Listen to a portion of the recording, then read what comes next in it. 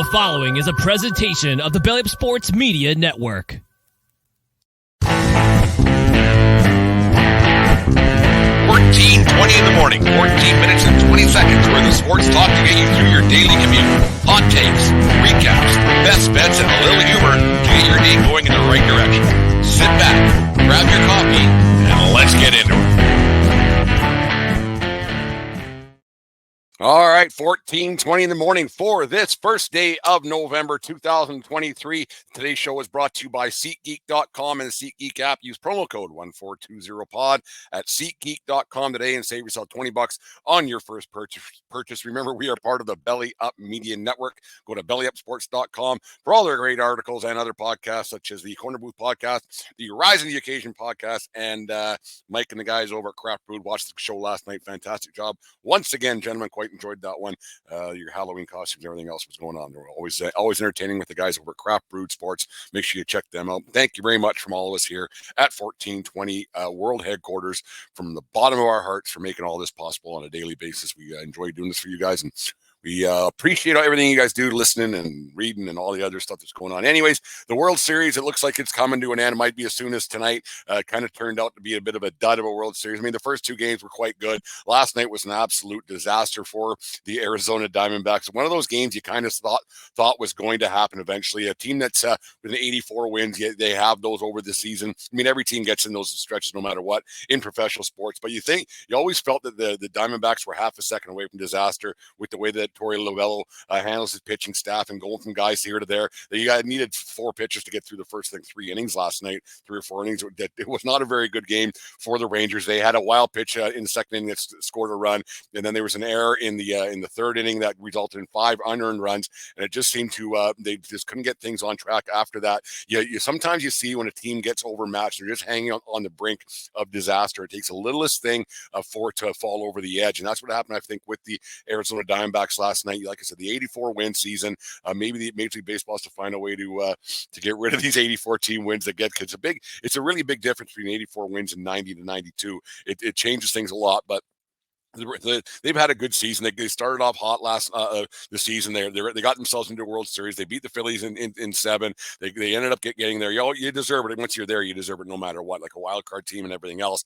You just wonder you kind of felt that this was going to happen, and last night it finally did for the Arizona Diamondbacks. It just kind of fell apart. You look back to the 2022 season before it started, and the money well spent by the Texas Rangers with Marcus Semien and Corey Seager. $500 million they spent on the middle infielders, and it turned out really well. You think Semien was with the Blue Jays, and how that turned out. They got him from the Oakland A's. It's one of those Oakland A's guys that they just Billy Bean gets rid of for contracts and for money and everything else, how it always works out. But Semien, he's ended up paid dividends last night. He had a 3-run triple and a 2-run triple and a 3-run home run or whatever it was. It was 5 RBI night. It was a great game for him. And then Seager, of course, he had another home run last night, another long blast. It was something to watch. And you think the $500 million that was spent, that's going to be paid for with this World Series. And because this will bring generations of fans together, and Rangers fans will be filling that new ballpark for years to come, because that's what World Series do. They bring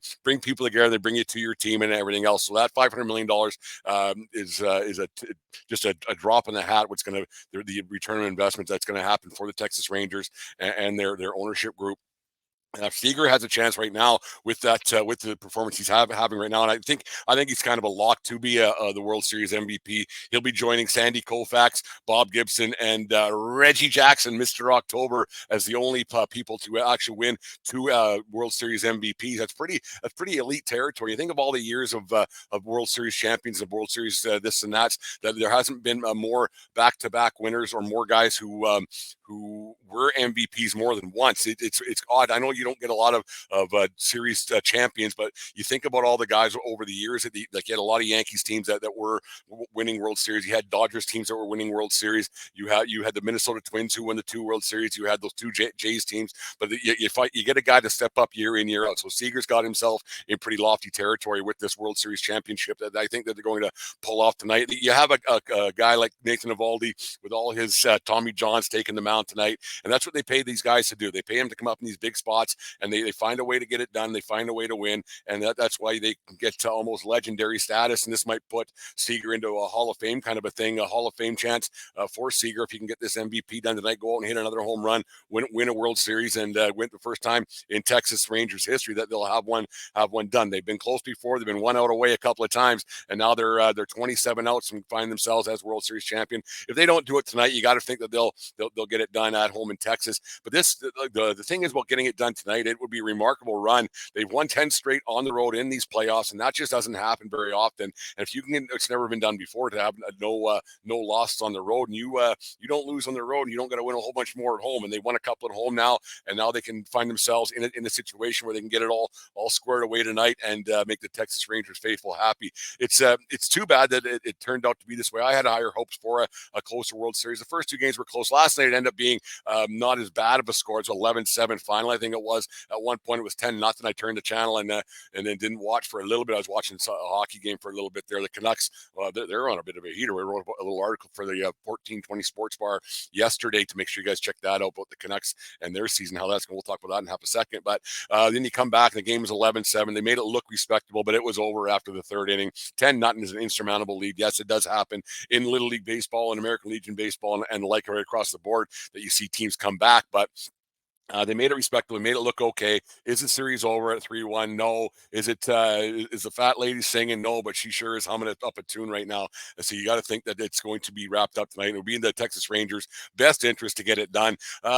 One thing that kind of bothered me last night a little bit before the game started, actually two things that bothered me before the game started.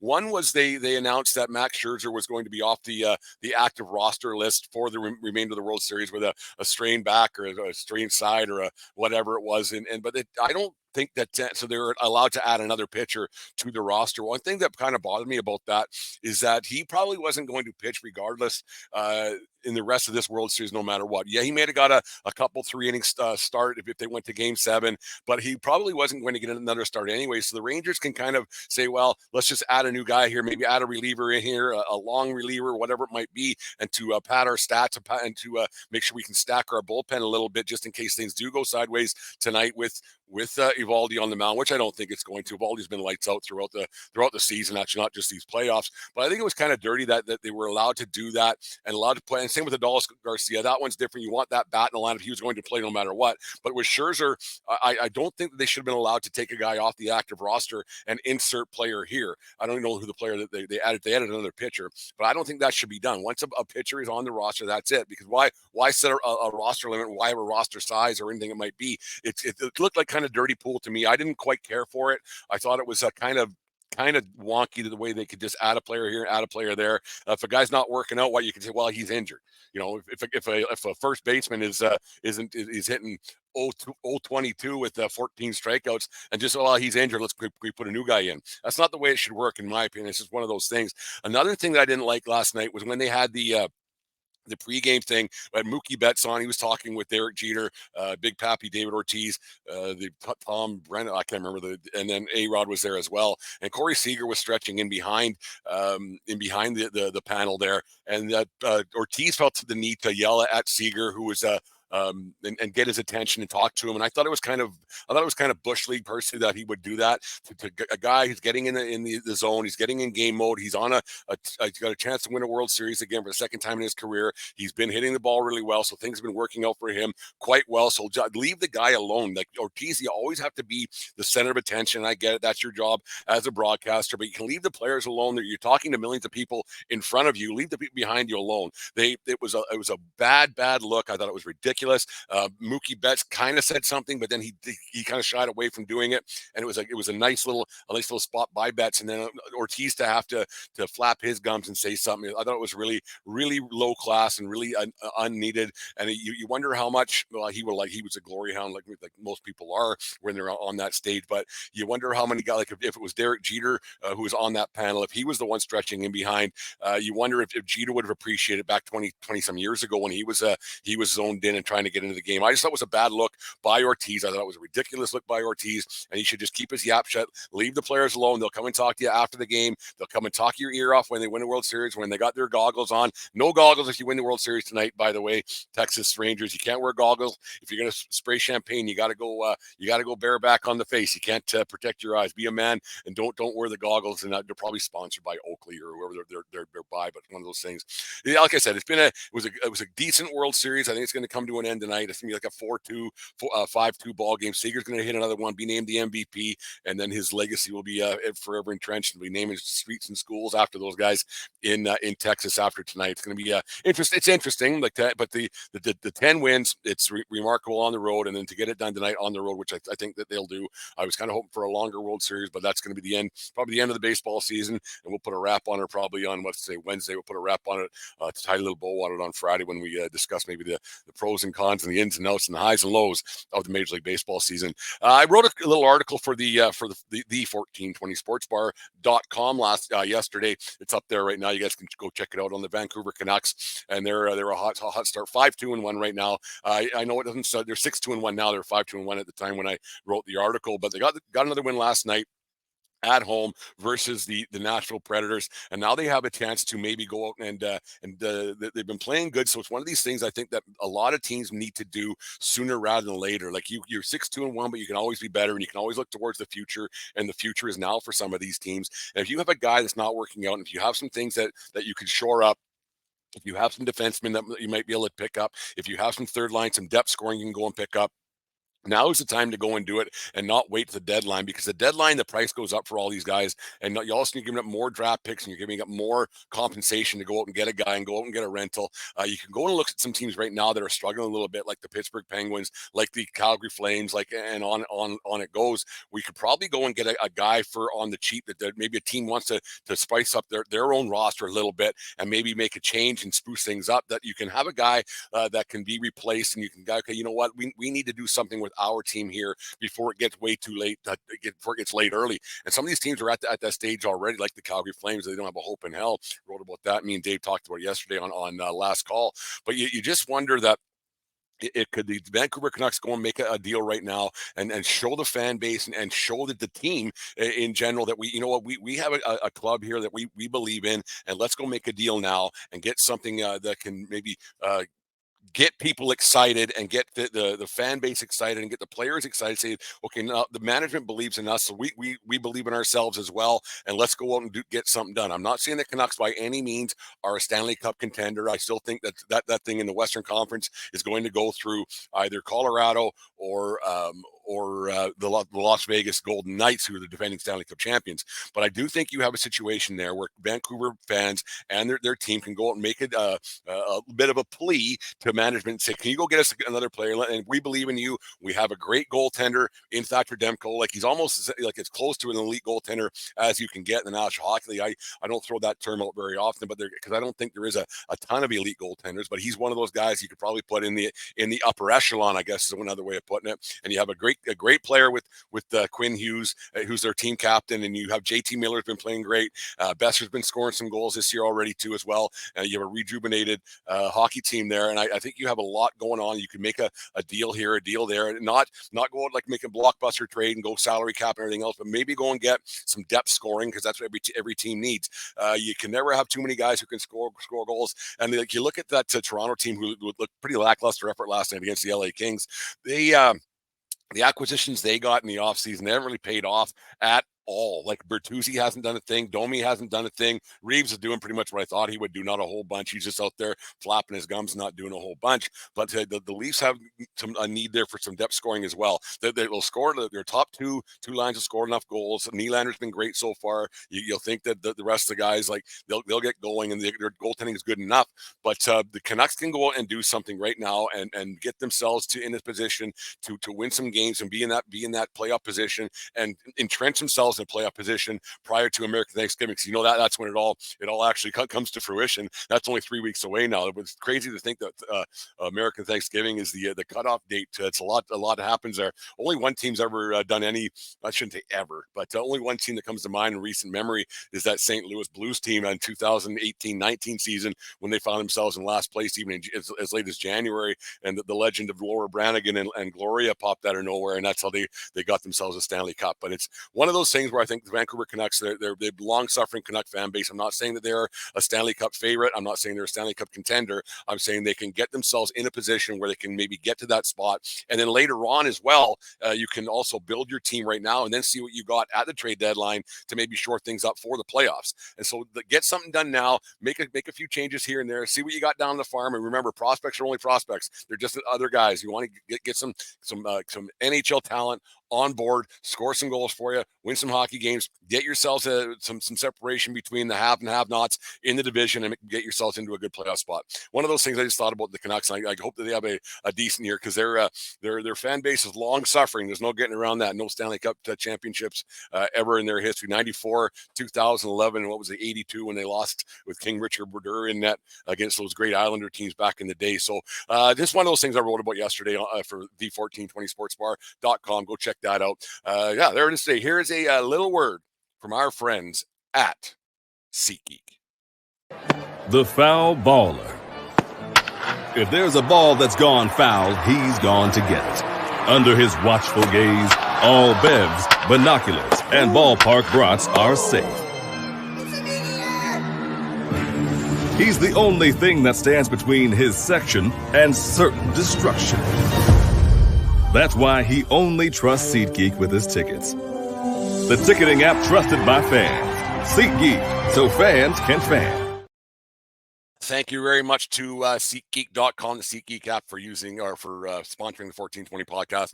We appreciate everything that you guys do for us and allow us to throw your name out there and all that stuff. Anyways, promo code 1420pod for those of you not watching on YouTube. And if you're not watching on YouTube, make sure you go out and subscribe to our YouTube channel today for lots of great videos and sports content and everything else that we got going there on a daily basis here from 1420 World Headquarters. Anyway, let's get to on this days and birthdays and get you guys out of here.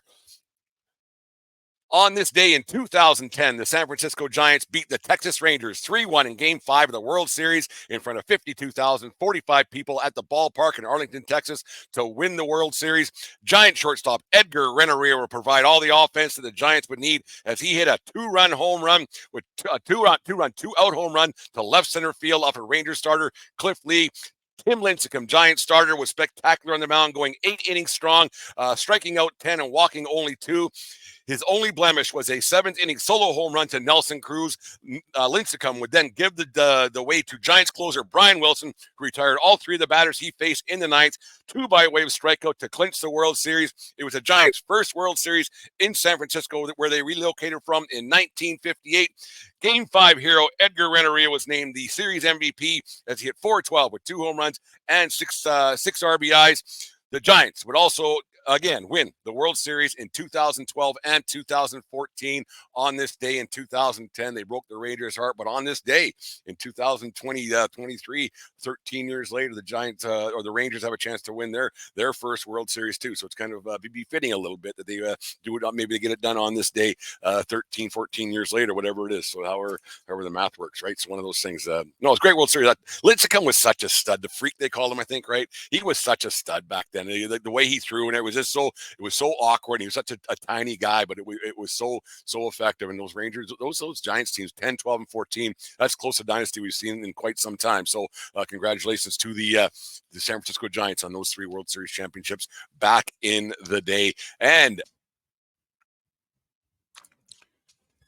happy 63rd birthday to Los Angeles Dodgers legend Fernando Valenzuela, born on this day in 1960 in Navojoa, Mexico. Valenzuela made his major league debut on September 15th, 1980 at the age of 19, pitching 2 innings, striking out 1, and giving up 1 hit, and the Dodgers lost to the Atlanta Braves. But it was in 1981 when Fernando Mania really swept across Los Angeles. Valenzuela was named to his first of 6 consecutive All-Star games, led the league in starts with 25 in a strike-shortened season, and then through 11 complete games with 6 shutouts to 8 of them, striking out 180 of the batters he faced. The Dodgers went on to win the World Series versus the Yankees that season. He was also named the National League Rookie of the Year and took home the Cy Young Award as well. Valenzuela played for 17 years in the big leagues, 11 of them with the Dodgers, but also had stops in San Diego with the Padres, Philadelphia, St. Louis, California Angels, and the Baltimore Orioles, but forever a Dodger. Happy birthday to Dodger legend Fernando Valenzuela, born on this day in 1960. I remember those days well, as he was a great, great pitcher for the Dodgers. One of those things. It happens sometimes when my tongue gets going and everything else, especially after a cup of coffee in the morning and everything else. Maybe too much Halloween candy. Not one kid.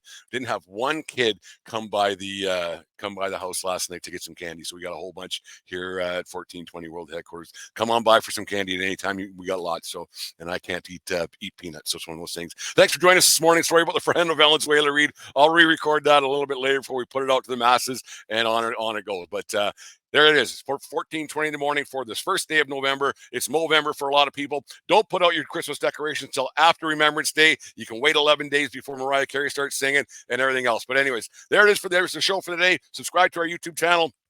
Like and follow on Facebook and Instagram and Twitter and all that stuff for everything we got going on. And yeah, that's it. 14:20 in the morning for this first day of November 2023. Remember, doesn't matter where you are. It's who you're with. Have a good day, folks. We'll talk to you tomorrow. You just listened to the 1420 Sports Bar Podcast. 4 beer with sports talk and a whole lot more. We are part of the Belly Up Media Network. Let's get into it.